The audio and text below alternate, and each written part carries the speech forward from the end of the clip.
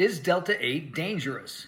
Well, there's a lot of information coming out about synthetic Delta 8 being dangerous.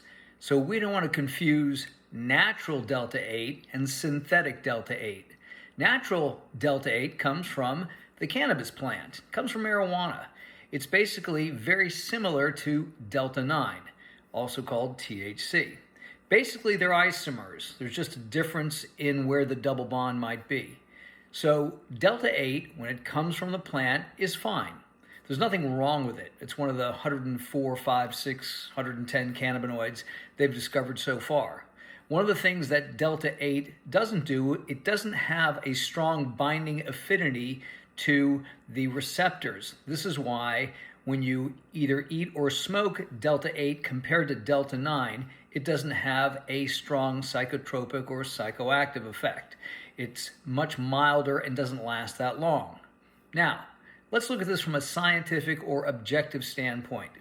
If you are making, or if somebody is making Delta 8 in a lab, you have to make sure that any side reactions or additional chemical reactions that occur in the process are not found in the final product. That's sort of an obvious thing.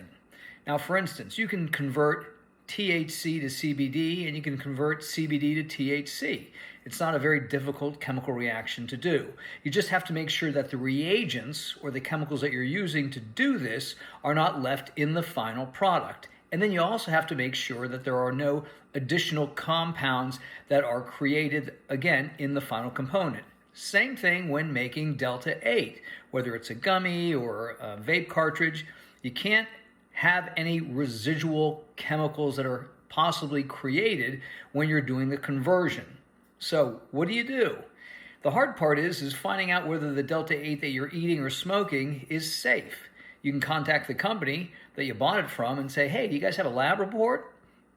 That's sort of questionable because for a guy who deals with lab reports all day, every day, trying to get an accurate lab report is very difficult.